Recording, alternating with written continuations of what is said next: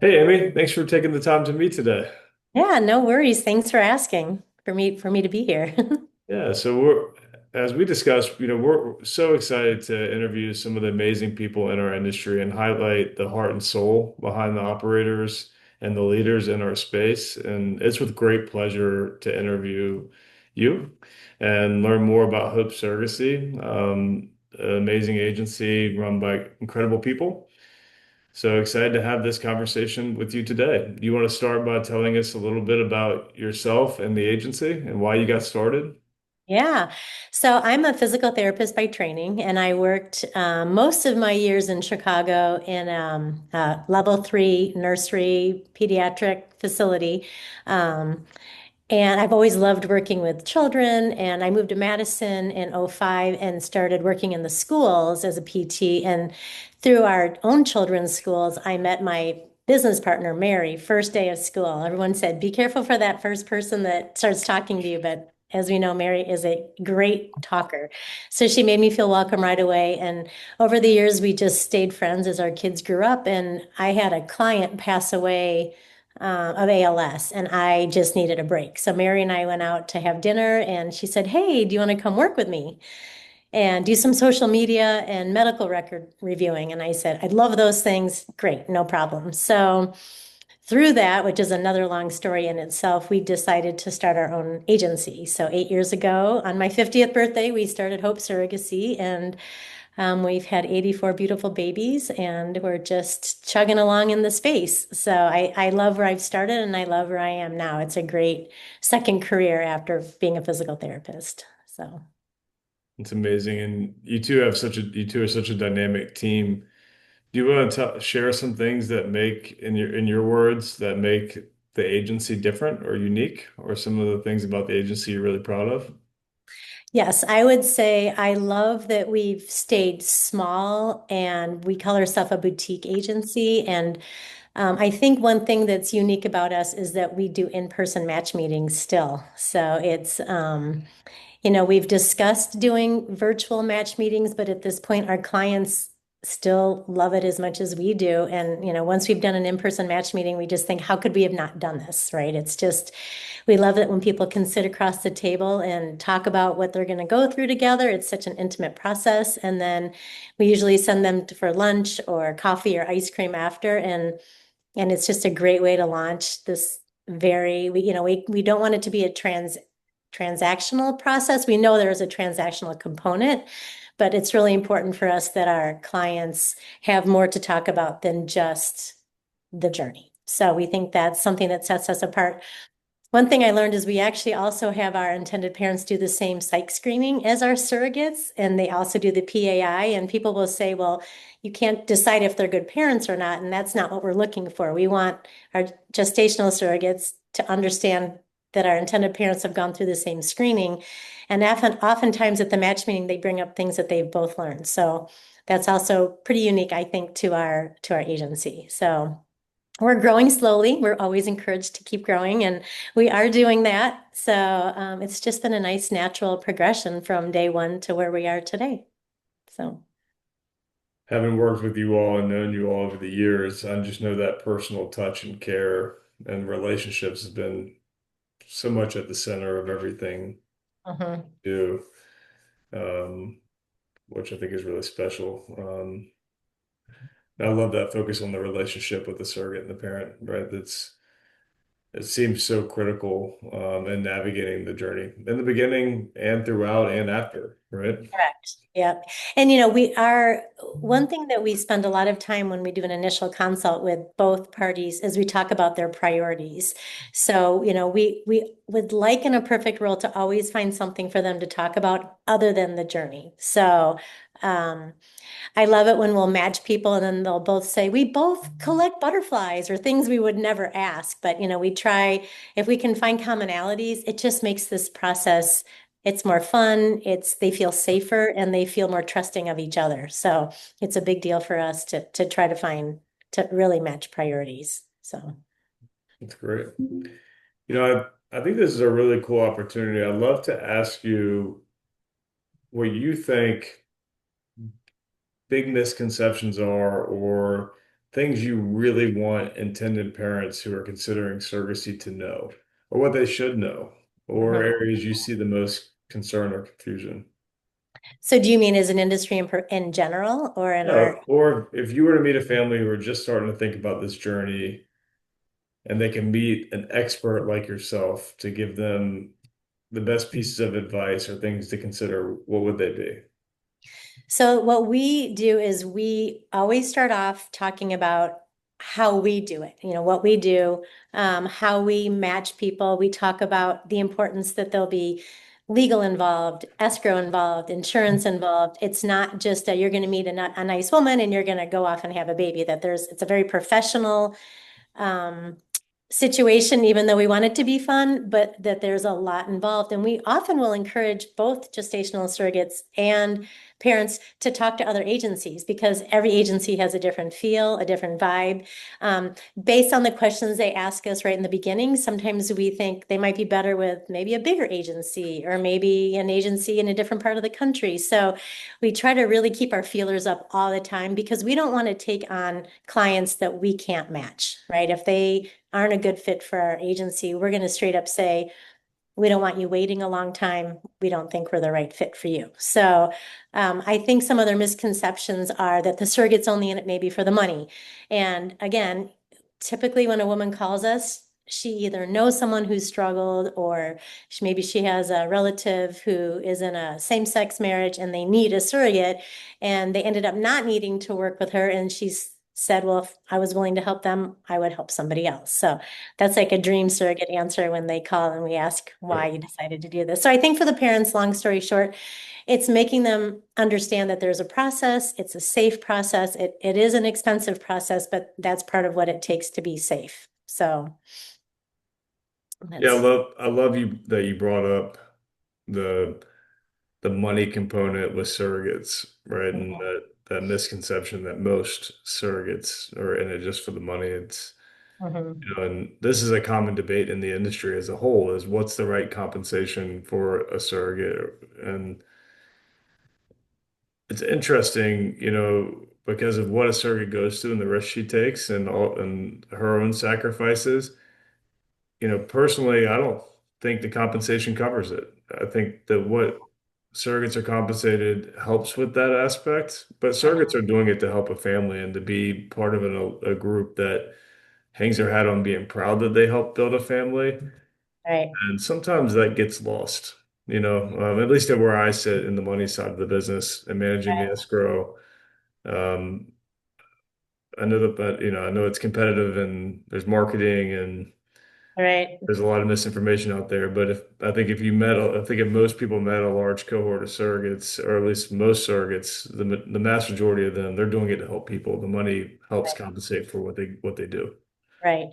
I think one of our surrogates worked it out one time. This was years ago when it was less expensive, but I think she said she was making 70 cents an hour. Like, would you work for 70 cents an hour? That's actually one thing I'm glad you brought that up. At our agency, we let our surrogates choose their rate of compensation. So what we try to do is stay up on what's going on in the industry and we'll set a range and then they can pick within that range. And if they're a repeat surrogate, we usually tell them they can go outside of that range because having, gone through this before, there's something to that. And occasionally a surrogate will go out of the range and we say to her, that's fine. You can put any number down. That's on us to explain that to the parents. But shockingly, most of them will stay in the middle because they don't know what to do. And so they don't want to ask too much. Or we notice if all of the surrogates are on the upper end, it's time to maybe move our ranges a little bit because of what the industry is showing. So that is one thing that's unique. And then once she has set her comp sheet, that goes directly to the lawyers. So there's really no financial haggling once they go to legal. Everybody has seen it, everybody's agreed. And then of course the lawyers make that legitimate. But it really keeps a lot of the awkwardness of the money out of it when they get to the legal phase. So, Yeah, something you mentioned earlier too, that I just want to pull out a little bit is the importance of it not being a transaction in that relationship. Can you talk a little bit more about that? I think it's so beautiful and so critical. yeah. What I like to say is she's not just a uterus and they're not just a bank, right? So this is such an intimate thing. She's literally carrying their human. I don't know how more intimate you can get. So, and it's funny because one of the misconceptions is I don't know if the intended parents don't always appreciate that they're just normal women who have families and live in normal houses. Like they kind of have this, I'm not sure what they think. So when they meet this woman, they're like, oh, she's just a normal mom. I'm like, exactly. She just wants to help you carry a baby. So we really talk about that from the beginning. And if we get the vibe that they really just want a uterus, that again, they're probably not the right fit for us. So it's important. We talk about hard things from day one. We talk about the importance of being on the same page about termination. It most likely won't happen, but what if it does, right? And to me, that's the number one matching point because that's the most serious thing you cannot negotiate on if God forbid that were to happen. So yeah, we take their priorities and their emotions, how do they want to communicate? If a intended mom is so nervous and scared, she just wants to be hands off, again, that's fine. But we're not going to match her with a surrogate who wants to update her every day. That just is going to cause a conflict in this, in the journey. So we keep their, what they look at in a person. We take into consideration where they live, how they like to communicate, how they want to interact potentially after. You never know how it's going to work out, but if somebody wants updates for the rest of the baby's lives, you don't want to match them with someone who wants to be done and never talk to them again. That would be a terrible outcome. So those things are really important to us, communication. So, Yeah, and it seems like in a lot of cases that relationship um, carries on and is really, really, really special, right? mhm, For a lot of couples. right, Yeah, and I think what you said, we often find ourselves talking about the exceptions or when a case, things we have to think about when a case goes wrong. Because you look, right, it's a medical and process and right, doesn't always go exactly as planned. And there's people and emotions and right, things involved, right? But most cases go beautifully. right. Most people's journeys go beautifully. It's we always try to prepare for the few that Right, don't, exactly. right? Right. Something you said there, I think is I'd like to also talk a little bit more about. You said we hand it to the attorneys and there's no haggling, Hmm. which is something I love to talk about too, is in connection with how a that relationship works. Something we always say is let the professionals have the hard conversations. Mhm. Let the escrow company be the one calculating and explaining the calculation around lost wages or what the financial aspects say or what should be paid. And if we can't do it, let the attorneys have that conversation. Mhm.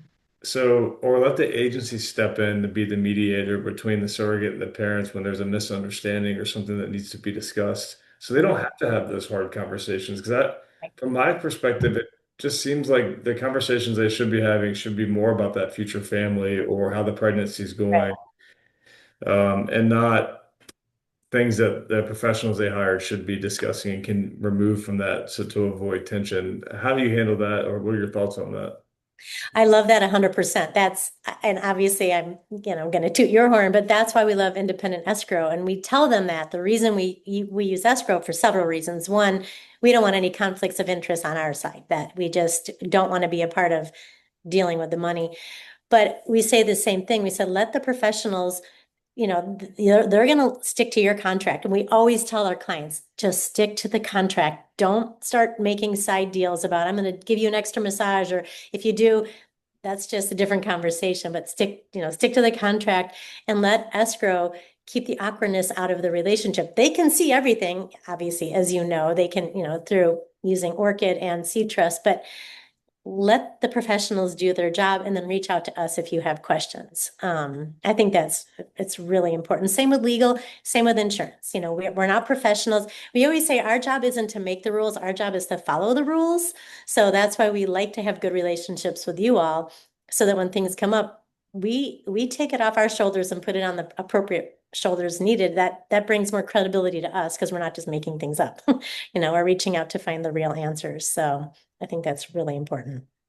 Well, the agencies in our space and the good ones especially are really the heroes in my eyes, them along with the surrogates, because the agencies have the responsibility to bring everybody together, Mhm. guide everybody through this beautiful process, and are ultimately the ones putting all the pieces together when Mhm. things go wrong, Right, right? And helping right, guide, exactly. Yeah. and are involved navigating all the professionals and the complexity. So um, the agency role is really critical. So let's pivot real quick to surrogates. What advice do you have? Would you have or areas of guidance would you give a surrogate considering the journey, whether she should be a surrogate or not? Mhm. Well, it's awesome because you have to have obviously healthy pregnancies and deliveries. So they often come in, we call it kind of doe-eyed, like, yay, I'm gonna help someone, I'm gonna have a baby. So right away we have to say yes, but because this is not the way you had your own babies, there's a big process involved. So we start from the very beginning. We talk about shots right away. We talk about how this is going to impact her family. And this is not just her journey, it's her partner's journey and her children's journey. And, you know, if they're very involved in their school or their church, we want to make sure those people know what she's doing because we don't ever want her isolated from her own community because she'll be in this process probably 2 years, but then she'll go back to normal life. And we don't want anyone to have alienated her if they have any issues with surrogacy. So our psychologists will often say, please go talk to your elders or make sure the principal knows when your child comes to school and says that your mom's pregnant, but it's not her baby. They've talked through some of these things. So we really encourage her to talk to her family, make sure everybody's on board, or if not, understand why and where it's coming from, um, to make sure that they're in their best health possible because we always say you don't have to be a surrogate and your mental health and physical health are just as important as everybody else's parts of this journey. So, we try to be very open and honest from day one about how this is going to look. So, we also encourage them to talk to other agencies. We always hope they stay with us, but again, people jive with different people, and that's important because you have to trust your agency. And then another plug is I just think it's important to work with an agency, right? I mean, I know there's a lot of independence going on out there, and I know it sounds expensive to use an agency, but things can go wrong really quickly, and we think of it as an insurance policy to keep you safe. So, Absolutely. You keep bringing up relationships, right? And even when selecting the agency, we see some cases where the personalities of the surrogate or the parents just don't work with the agency right, right, dynamic. So I think determining, and I think the agency and the relationship between the parents, it seems like from a provider viewpoint, it's so critical that there's a good connection and trust there right, because for it's such an sure. intimate process, and you have to like the people at the agency and the way they handle things and Right, sharing this special experience with them on both sides because it seems everybody really counts on the agency. right. They really do. And sometimes it's scary, right? We're carrying a lot of um trust and these people, and we take it really seriously. It is nice. There's, obviously two of us and we have two other employees, and it is fun to watch how some clients will connect with somebody different within the agency. So it is nice that there's now more than two of us. So that is helpful. But yes. Well, let's talk about some of the hard stuff. What are some of the common, in your opinion, what are some of the most common points of tension or misunderstandings in a journey, in a surrogacy journey? I think it depends on the clients, but I think sometimes the intended parents, and it comes back to money. We explain this from day one. We've come up with a really kind of a cool um, worksheet that we put together from day one where we start talking about money. And I think the misconception is they kind of feel once the baby's here, they're done. And unfortunately, that's when all the money starts just flying out of their escrow account. And sometimes it freaks them out, even though we've discussed it from day one, talk about lost wages, we talk about insurance claims. They sometimes can get a little bit grumpy about that because they kind of feel like the baby's here and they're out. So we work really hard to remind them from the beginning, but that just doesn't always happen. I think it can get a little bit complicated if you've had a failed transfer or two. I think they start to both sides. Now they're both on this infertility journey together, and that can be hard to help them navigate. I think if they don't connect with a different outside professional and we have to keep making those relationships better, that can be hard. Sometimes we have to, if they're not working well with one industry professional within the group, we have to try to find them someone else because we also want them to be confident in you and insurance and their doctor. So I think navigating, it's back to the relationships. I think where things can go wrong is if they feel unsafe, scared, or worried. We have to try to alleviate those stresses for them. So, yes. That's all very good points. Are there Yeah. any strategies or recommendations you have to kind of overcome some of these areas? I think we just try to take them head on. So we talk at the very beginning that we have core values in our business, and one of our core values is being open and honest. And, we'll say we may call you about some hard things and you may come to us with hard things and you may be angry, but we just have to work through them. So, I would say that, we've had a few clients. The good news is I can think of the ones that didn't go well more than the ones, there's only a few. So I think we try to front load so much information that usually we can alleviate issues by reminding them of things that we've already talked about or things they've already seen. So it's more just talking them kind of down when they've gotten so revved up in their mind about something that's hard for them that it's kind of de-escalating the relationship. One time we had a woman whose husband got a tattoo, but they shared the same Facebook page, and the intended mom saw that and thought the surrogate got a tattoo while she was pregnant, and she didn't feel comfortable calling the surrogate, which is fine.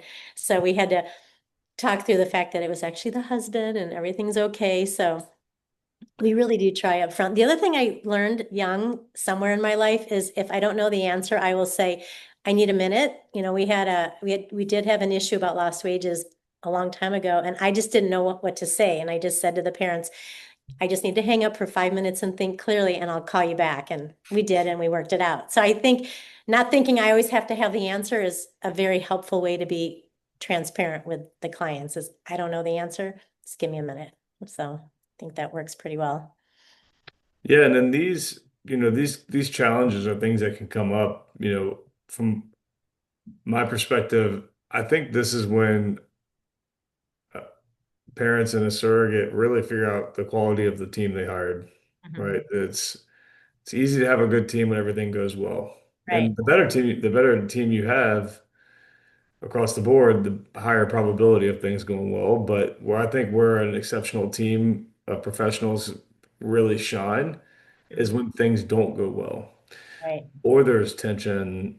Because in those cases, if you have the right team of professionals, at least from what we see on the escrow side, 99% of them get solved just through Hmm.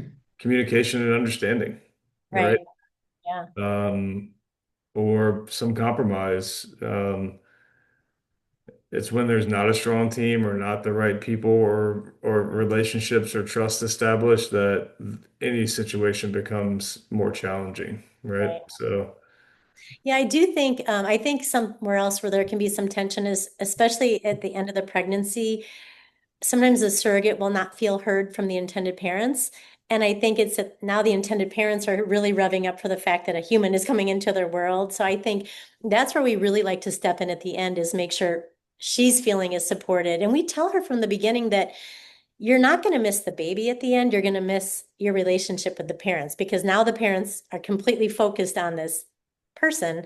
So that's when we really try to step in again on her end and really check in a lot and support her and make sure she's feeling not lost. Or and if she is, we'll let the parents know, send her a picture. That's all she wants to know is that the baby's okay. So it's just working through the expectations on the two ends, especially at the end of the journey. So yeah, it's sometimes we forget how hard it is to have a newborn at home, don't we? yes, exactly. Or not, you've had this baby and our psychologist says your hormones think you have a baby, but you didn't bring the baby home. So your physiological body doesn't know what happened, even though, Mm. it's not yours. You don't feel attachment to the baby. Your hormones are a little bit, they're telling you something different. So it's important to keep in touch with her at the end until she settles back in. So. Let's talk a little bit about escrow. in your experience, why is having escrow important? Mhm. I think I can't imagine not. I know that my coworker lived in a world where they didn't use escrow, and it's just I was shocked because coming in, it's a neutral party, right? It's a neutral party holding money that none of us have any. There's no gain for us, obviously, and even if we did hold escrow, which that's a different story, but it's just a neutral party dealing with the money, and I love that it's a very black and white situation. I mean, I know there's always exceptions, but for the most part, you follow the contract. So I think it's just really important to build trust in them that people are putting a lot of money into a place to be held while they're going through their journey, and to know that they're working with a strong escrow company is invaluable. So I don't I can't imagine not.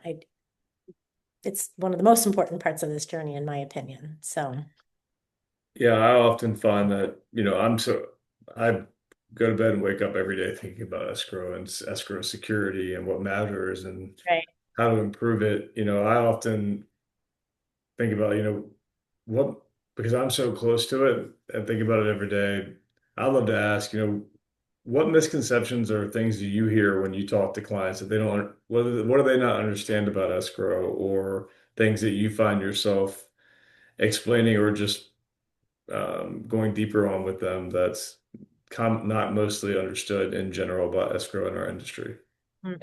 Well, we have a surrogate right now who actually was questioning escrow. So it's a great question because, there's a minimum, of course, required. And based on the spreadsheet that we keep sending out to the intended parents as they move through, there's always going to be enough money in escrow to cover the surrogate's lost wages and her compensation. But this woman in particular didn't understand that, which was interesting because most of the time people don't question it, but she just, because of where the money was at today, she was nervous that they didn't have enough money to pay through the whole journey. So I think it's important for us to remind her that you all have a process that we follow, and that process is to keep her safe as much as it's to keep their money safe.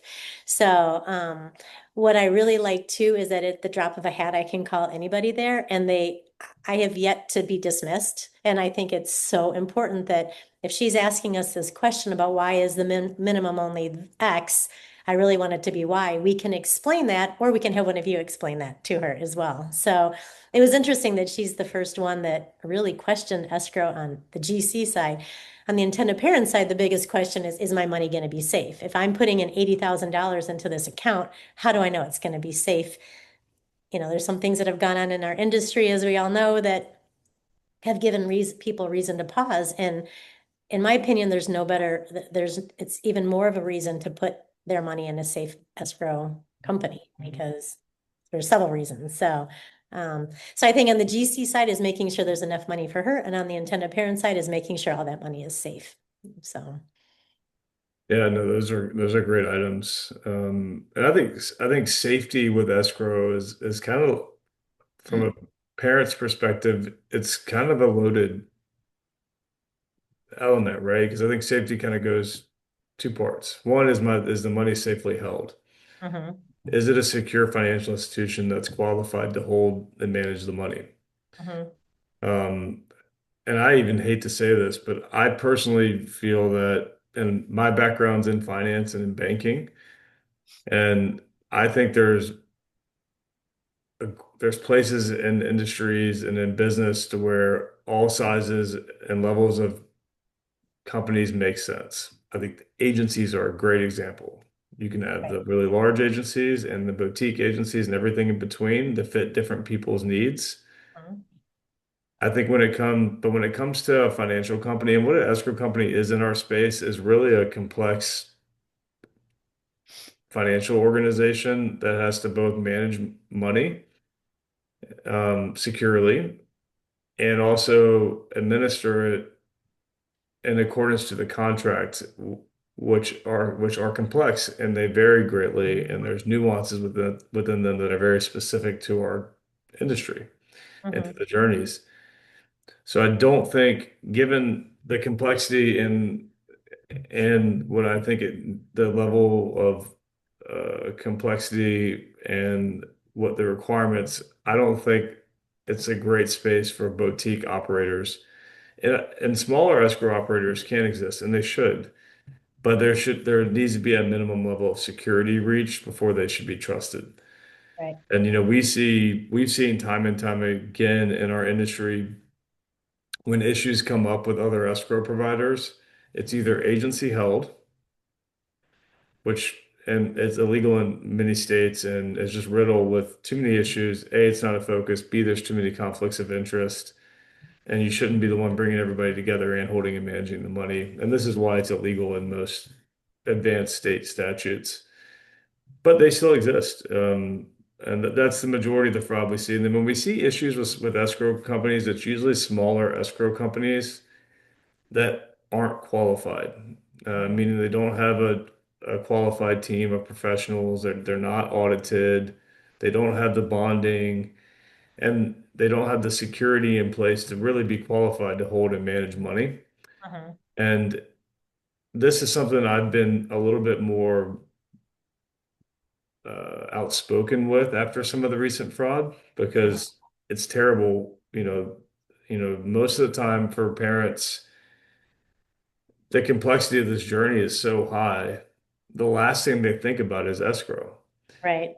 And they usually, and because they have to make so many decisions between their agency, their surrogate, their doctors, etc., their attorneys, escrow can be an afterthought. And I think as an industry, we're learning it does matter, and the sophistication and the security and the quality matter. I think so. I'm glad you brought that up. It's an area we're seeing improvement across the board. SeedTrust has always led the way with security and with a large bond and having audits and pushing the envelope to really be a hyper mature financial company that the industry deserves, that Right. safeguards everybody. But in doing that, and in light of some of the recent or relatively recent turbulence now everybody's starting to follow suit and do a little bit better, and we hope that trend continues. Because, and the other thing is just the qualification, because again, the complexity is so high. Mhm. Um, something I take for granted that I hear a lot is also that surrogates don't always truly understand the importance of escrow. I think a Mhm. lot, what do you usually hear about from surrogates in regards to escrow, other than that one case with Yeah. the minimum balance at the end? What are some of the questions or things that they understand or we could expand upon? Um, well, I will say most of them they blindly trust us about escrow. I think because we start talking about it from day one and we talk about why it's important and that we let them know maybe before they even ask us that the money will be there before they do transfer with their intended parents, the money is in there to cover her fees and her lost wages and her compensation. So they don't typically ask us a lot of questions, which is super interesting, which, again, in some ways you're holding people's lives in your hands. Like they trust us that it just happens. And you think, gosh, you should be more worried. You shouldn't be, but in theory you should be. And then we should be able to alleviate those worries. But for the most part, they don't really ask us a lot of questions about escrow. They know it's a process and they're happy to know that their money, that their compensation will be coming just into their bank account, safely once they're pregnant. So yeah, I don't really have that big of an answer except for this one woman. So, and I think she was asking questions early on and wasn't able yet to meet the escrow team and to understand how it works. So her biggest issue was just making sure the money was all going to be in there before she started this process. So Yeah, for a surrogate, I think her concerns and her questions were really good. yeah, me Right? too. I And, actually and love it. Yeah. When yeah, people ask hard questions that we have to, you just, like you said, we breathe this every day and it just becomes habit. So when someone asks you an obvious question, you're like, oh, that's actually a really good question. Let me explain that to you. So yeah, and I think for a surrogate and for a parent, so much work goes into negotiating and landing on the contract, the GSA. Um, yes. and a component of that contract is the financial matters, right? hmm And a good escrow company is going to ensure that that's followed to the T. Mhm. And that protects both parties. It protects the parents to ensure that if they didn't agree to it in the contract, that money's not going to be sent out or spent. It Right. also protects the surrogate to ensure that she's getting the right amount of money, Mhm. and that the money is securely held in there. Mhm. Talking about minimum balance, we've seen very few, but we've had a handful of nightmare cases where the minimum balance was negotiated out of the contract.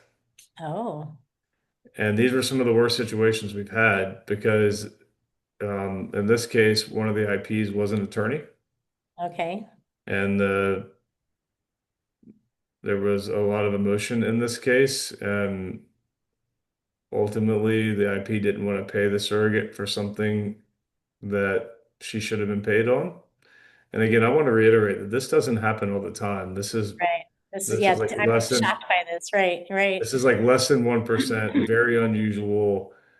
But most of the provisions we have or that go into the gestational surrogacy agreement are to protect these type instances when these things happen, because the professionals have been doing this for long enough, are aware of these situations and put safeguards in there to protect everybody.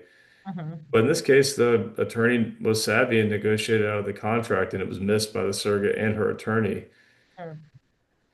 And when she was unhappy with the surrogate over something frivolous, that would not have been a breach of contract, and the surrogate should have got paid, she came to escrow and said, close it. Oof. And unfortunately, we didn't have any ability to keep it open because Yeah. those provisions were negotiated out of the contract. And that circles around the requirement for escrow and the minimum balance requirement. Mhm. So her questions are great, and surrogate should ask those questions because in that situation, we had to close escrow. We tried to intervene and talk and get everybody back to a playing ground, but the IP said, "No, I'm gonna close escrow, send me my money back." And she literally had made the surrogate fight for every dollar that was due to her to win a point that was non Yeah. didn't make any sense, or it was something um, so silly, but it became a matter of winning. Right. Right. So over something more emotional than practical. So that's a great example of like that minimum balance really matters. And the other thing It we've seen does. Right. happen many times where it's not enough or it doesn't last long enough after the Right. delivery, Right. that the bills are outstanding and the money's not there. And like you said, sometimes it's hard after the journey to get money to be Mhm. paid. Usually everybody's reasonable, but it's best to have the money in the escrow adequate enough to pay the bills to Mhm. make sure that surrogate's not left with those bills at the end. Right. Um, Right. Because it's ultimately on her. Do you recommend that everything go through escrow? I So, do. when we first started working with you all, it was mostly just surrogate compensation, but we're at the point where we prefer everything going through escrow because there's a ledger and everything is seen. We just had a problem where the parents wanted to pay this insurance bill on their own and they probably forgot. It was in their email or it was a lawyer's bill. And the lawyers came back to us and said, this bill hasn't been paid since May. And I'm thinking, we're so on it. What happened? And the parents wanted to pay it, not through escrow, and they forgot. So I'm like, just pay everything through escrow. We really encourage our clients to just let it all come out of one pot where they can see it all coming and there's no wondering where this got paid or that got paid. But is that what you recommend? Yeah, it's absolutely the best practice. We recommend opening escrow early, uh, Mhm. and running everything you can through escrow. It doesn't cost anything additionally, Mhm. um, for us. And what it does is it creates that cohesive place where parents and everybody can see every aspect of the journey from a financial standpoint. Mhm. We have some parents who even open pre-match. We do And that now. Mhm. yeah, Now, and yeah, yeah, we do. I think we have them open it as soon as they sign the contract, our agency agreement. I think we have them just start getting the money in there. yeah, and one thing we tell all of our clients is we have a very liberal policy around refunds. And if a parent opens a case with us early or for any reason their case doesn't move forward, we always return their fee if they're not moving forward. We're in this business to help people That's and good help to people know. have their families. So there's no Yeah. real risk. I mean, we do collect our escrow fee upon opening, but in the event that they can't move forward with the journey, we do refund the fee. Mhm. We also don't charge for rematches or any of that. So there's no disadvantage to opening early. And why should a parent take the time and energy and effort to pay a bill? I agree. Why Mhm. should, run it through escrow, let the professionals manage it. There's one clean record that they have for the entire journey. It's safe, it's secure, it's managed efficiently, and it's very transparent with everything online. Mhm. So we recommend opening escrow early and running everything through escrow. Good. That's good. That's what I prefer. So that's good to hear.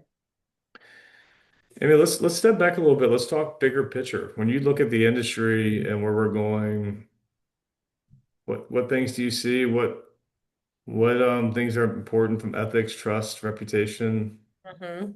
This could go a lot of directions, so this is fun. Yeah, this is fun. So it's been interesting only being in this, I think I've been in this 10 years now, just seeing how it's changed and how much more surrogacy is known. I think that's great. I think maybe a downside is people see there's money to be made in this, which is ironic because we call ourselves a mission-based business because, we're doing our thing. But I think sometimes I get bummed when I see money starting to factor in on how the industry's changing, and it makes me a little bit nervous. Um, I'm excited that there's more agencies to collaborate with or just to be able to bounce ideas off of. I think that's exciting. You can have some people, in the big agencies to see how they do things. And then, we collaborate with some of our smaller agencies more just if we don't think we can match someone, we'll call, surrogate or agency X and say, we have this great client in Indiana. We think you might do a better job matching with them. And so I think that if we can all remember that abundance is better than scarcity, I think that's going to make our industry stronger. I think, united we stand, right? Um, I get a little bit nervous that right now surrogacy is still kind of sliding under the radar in our country, and I want it to stay that way. Just like let us do our jobs and help bring babies into the world. So I get a little nervous about how surrogacy may look in 5 years, but at this point, we just keep chugging along and doing our thing. So, but I don't know, it's cool space. Today on the Today Show, an actress just used a surrogate because she had breast cancer, and I just like that it's just common now. I used to have Right. to explain to people like, why are they giving up their baby? I'm like, well, it's not their baby. And it's just becoming, and if people do give up their baby, that's fine. That's their choice. I'm not judging that either. But I just like that it's just part of society now is surrogacy is just a known way to help people bring children into this world. And I think it's pretty cool. Yeah, So, it really is amazing.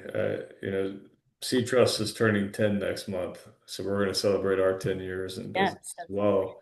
yeah, Um, it's amazing how the industry has evolved and changed. And, yeah. I like to say surrogacy is becoming more mainstream. Correct. That's exactly what I was trying to get to. Yeah, Yes. and it's which I think is good in a way, because it brings more awareness, and there's certainly an overwhelming demand for surrogacy. Mhm.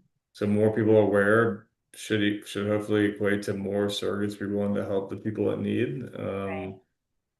I think one of the things that drives awareness is the celebrities, right? Or the Correct. people on TV that are public about their journeys, and that's good and bad in an interesting way, right? Correct. Because it leads to this misconception of our space that surrogacy is for celebrities, for the rich Correct. and famous. And I always remind people that that is such a small percentage of our industry, like less than a fraction of a percent. Right. Most people that go through surrogacy are normal families who have put everything together to afford it, who have Mhm. been through a lot before they consider it, Mhm. or don't have the ability to begin Mhm. with, and that's also hard. Right. Not the rich and famous, right? So. Right. That's for sure. And we say that all the time, like people will mortgage their homes to have a baby, like Yeah. think about the ramifications of that. Or, we have a client right now, it's probably our hardest journey from a failed transfer perspective. And his dad mortgaged, or his uncle mortgaged his house to help them have a baby. So the pressure now that's on this couple, because their uncle literally put their house as collateral so they could have a child. So that I'm glad you brought that up because really of all of our clients, maybe 10% are rolling in the dough. The majority of them are working hard and saving, or, they get married and that's all they ask for gifts or is money towards surrogacy. So it's um, definitely a normal people trying to have financially normal people trying to have babies, and that's hard. So, And I think one of the things that you also touched on that's really amazing about our industry is most people in this industry are here to build families and to help people. for sure. Coming from seeing lots of other industries as a banker and working in the financial industry, this one's different and it's special. And I think the majority of folks in this space came into it organically because they experienced on their own or they wanted to help or they saw a need to do it better. Mhm. And I find in general the collaboration and support and ultimate desire to do good Mhm. is just amazing. It really is. I mean, so like, we find ourselves guiding and helping our competitors. I don't Right? think that would happen in other spaces. I agree. Right. There's organizations like SEEDS, the Society for Ethics and Surrogacy and Education, where agencies come together and collaborate to help each other and set Right. rules and for the betterment of the industry. And I think it's because most of us really just want to guide this industry in an ethical way and really help families. And unfortunately, the few bad actors get the attention or make Yeah, the people bring it headlines. up all the time. Well, did you hear? I'm like, yes, but let's think of all the amazing things that have happened. Did you hear about this guy in California? I'm like, we did, but that's not how it normally works. So no, and we want people to succeed because we're all a part of it, right? Like if someone goes wrong, they're going to assume we're wrong, right? So it's important that we work together to make sure we're getting this common information out and that it's typically good. So Yeah, I always remind people there's thousands and thousands and thousands of successful surrogacy journeys in the US every year, right? correct. Right. The one that make or two that make the headlines a year or every other year, again, that's one case out of thousands, right? Exactly. Where there was a Mhm. bad actor and bad actors are going to exist in any Right. segment Exactly. or industry. This one, it hits harder and hits home because it's such a personal process. And it's important that we keep learning and keep evolving to try to get rid of those folks. And Right. I'll tell you, I think the industry does a decent job. We work really hard to vet people, right? Mhm. Right. That are going to go through the journey. But also, I think as a professional in the space, if you cross a ethical line, good luck surviving. Right. Exactly. Because this Right. industry self-regulates and Hmm. generally moves the bad actors on, or it makes it really hard for them to exist or continue to operate, which is really something special. I agree. Not that we can forget the bad actors or not Right. pay attention to those bad cases. I think that's why it's important that we continue to set rules Mhm. and work to regulate, but always the big picture. That's right. Always the That's big right. picture. I agree. Well, Amy, this has been a whole lot of fun, Yeah. and I've really enjoyed our conversation. If somebody's interested in learning more or wants to chat with you or learn more about Hope Surrogacy, what's the best way for them to get in touch with you? I think the best way to start is go to our website, which is hopesurrogacy.com. And we have, I think, a beautiful website and we have a lot of information on there. We have a tab just about our process that, it explains from beginning to end how we work.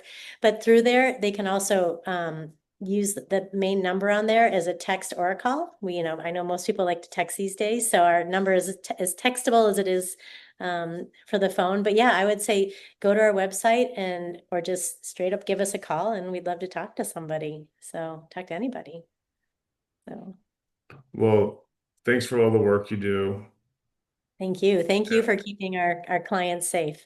So I appreciate that. And being flexible, and I tell our women, they will stick to that contract. We're going to ask you that you have to do certain things that you need to do. And if you don't understand it, we'll help you. And if we don't, they'll help you. So I appreciate all the work that you guys are doing too. It's a So pleasure to be able to yeah. help and serve people. So, Yes. well, thank you so much, and looking forward to our next conversation. Yes, me too. Thanks so much.